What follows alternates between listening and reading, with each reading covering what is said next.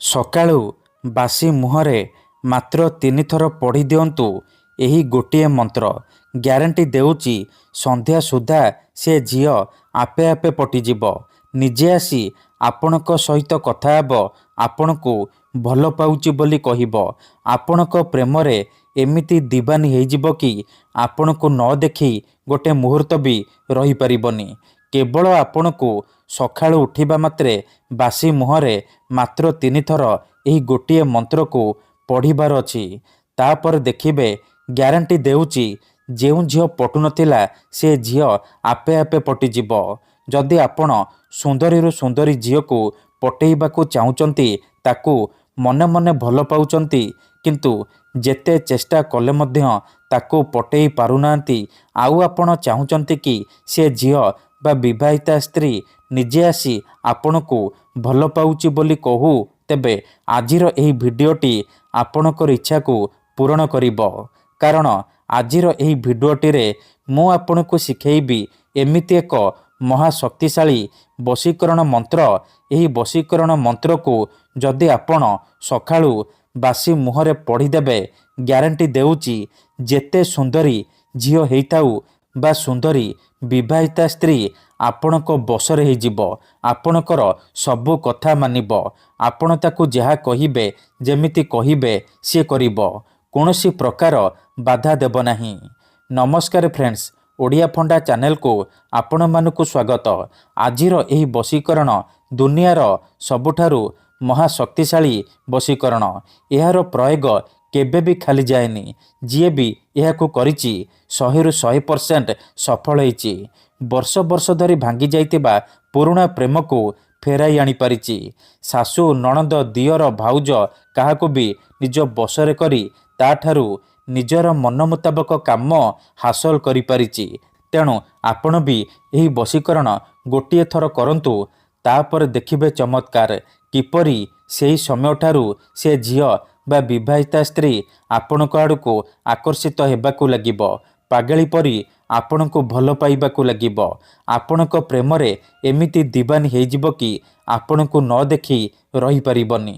ତେବେ ଏହି ବଶୀକରଣ ବିଧି ଆପଣ କେମିତି କରିବେ ମୁଁ ଆପଣଙ୍କୁ ଶିଖେଇବି। ସମ୍ପୂର୍ଣ୍ଣ ପ୍ରୟୋଗ ବିଧି ଠିକ୍ ଭାବରେ ଶିଖେଇବି। ଜାଣିବା ପାଇଁ ଆପଣ ଭିଡ଼ିଓଟିକୁ ମୂଳରୁ ଶେଷ ପର୍ଯ୍ୟନ୍ତ ଦେଖନ୍ତୁ।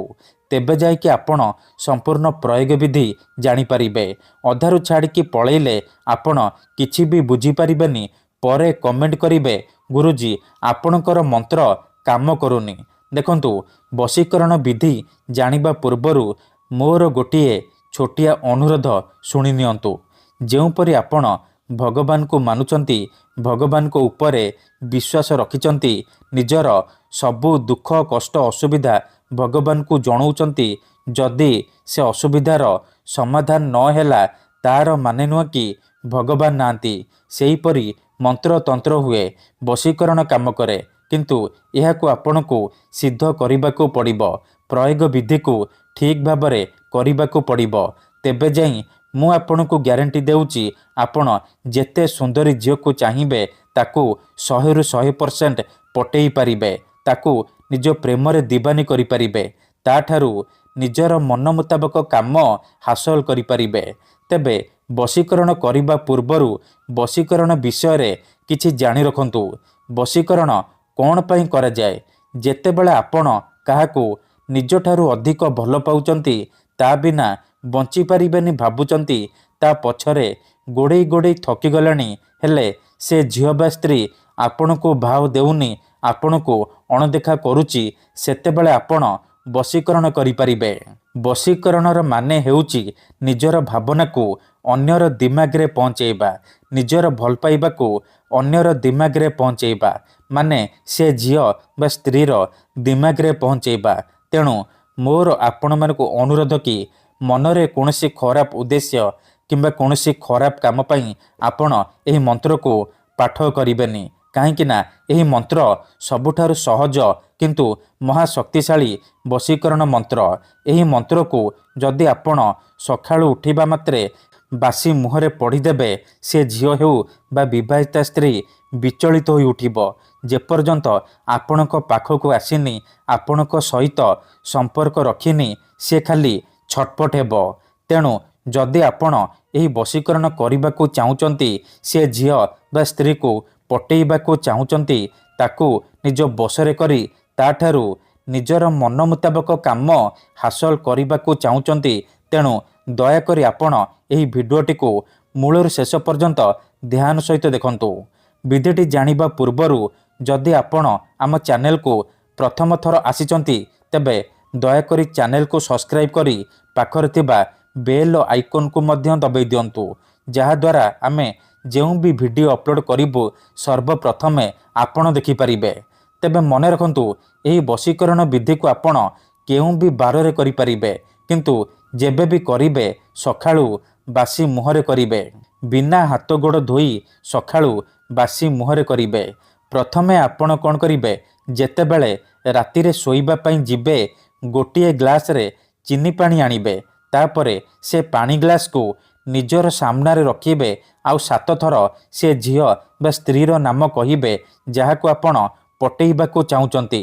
ପ୍ରଥମେ ଆପଣ ସେ ଝିଅକୁ ମନରେ ଭାବିବେ, ତାକୁ ମନେ ମନେ ଭାବିବେ। ତାପରେ 7 ଥର ସେ ଝିଅ ବା ସ୍ତ୍ରୀର ନାମ କହିକି ଆପଣ ପାଣି ଗ୍ଲାସରେ 3 ଥର ଫୁଙ୍କିଦେବେ। ଏତିକି କରିସାରିବା ପରେ ସେ ପାଣି ଗ୍ଲାସକୁ ଖଟ ତଳେ ରଖିକି ଶୋଇପଡ଼ିବେ। ଯଦି ଆପଣ ଖଟରେ ଶୋଉନାହାନ୍ତି, ତଳେ ଶୋଉଛନ୍ତି, ତେବେ ଆପଣ ସେ ପାଣି ଗ୍ଲାସକୁ ମୁଣ୍ଡ ପାଖରେ ରଖିକି ଆପଣ ଶୋଇପଡ଼ିବେ। ସକାଳୁ ଉଠିବା ମାତ୍ରେ ବାସି ମୁହଁରେ, ବିନା ହାତ ଗୋଡ଼ ଧୋଇ ବାସି ମୁହଁରେ ଆପଣ ଆଖି ବନ୍ଦ କରିକି ସେଇ ଝିଅ ବା ବିବାହିତା ସ୍ତ୍ରୀକୁ ମନେ ମନେ ଭାବିବେ, ତାର ମୁହଁକୁ ନିଜ ମନରେ ଭାବିବେ। ତାପରେ ଏହି ମନ୍ତ୍ରକୁ ମାତ୍ର 3 ଥର ପଢ଼ିବେ। ତାପରେ 3 ଢୋକ ପାଣି ଆପଣ ପିଇଦେବେ। ମନେକର ଆପଣ ଯେଉଁ ଝିଅକୁ ପଟେଇବାକୁ ଚାହୁଁଛନ୍ତି ତାର ନାମ ହେଉଛି ସବିତା, ତେବେ ଆପଣ ମନ୍ତ୍ରକୁ ଏହିପରି ପଢ଼ିବେ, ସବିତା ତୀବ୍ର ବଶୀଭୂତଂ। ଥରେ ଆପଣ କହିବେ ସବିତା ତୀବ୍ର ବଶୀଭୂତଂ, ଗୋଟିଏ ଢୋକ ପାଣି ପିଇଦେବେ। ଆଉ ଥରେ କହିବେ ସବିତା ତୀବ୍ର ବଶୀଭୂତଂ, ଆଉ ଗୋଟିଏ ଢୋକ ପାଣି ଆପଣ ପିଇଦେବେ। ଏହିପରି ଆପଣ ଲଗାତାର 3 ଥର କହିବେ। ତାପରେ 3 ଢୋକ ପାଣି ଆପଣ ପିଇଦେବେ। ଏହିପରି ଲଗାତାର 3 ଦିନ ପର୍ଯ୍ୟନ୍ତ ସକାଳୁ ଉଠିବା ମାତ୍ରେ ବାସି ମୁହଁରେ କରିବେ। ମନେ ରଖନ୍ତୁ, ଏହି ବିଧିକୁ ଆପଣ ଅଧାରୁ ଛାଡ଼ିବେନି। ଲଗାତାର 3 ଦିନ ପର୍ଯ୍ୟନ୍ତ ଏହିପରି କରିବେ। ସକାଳୁ ଉଠିବା ମାତ୍ରେ ବାସି ମୁହଁରେ ଝିଅ ନାଁ କହି ପାଣି ପିଇଦେବେ। ତାପରେ ଦେଖିବେ ଯେଉଁ ଝିଅ ପଟୁନଥିଲା ସେ ଝିଅ ଆପେ ଆପେ ପଟିଯିବ। ପଡ଼ିଶା ଘର ସୁନ୍ଦରୀ ଭାଉଜ ରାତିଦିନ ଘରକୁ ଡାକିବ, ଯାହା ଚାହିଁବେ ତାହା କରିବ। ଧନ୍ୟବାଦ।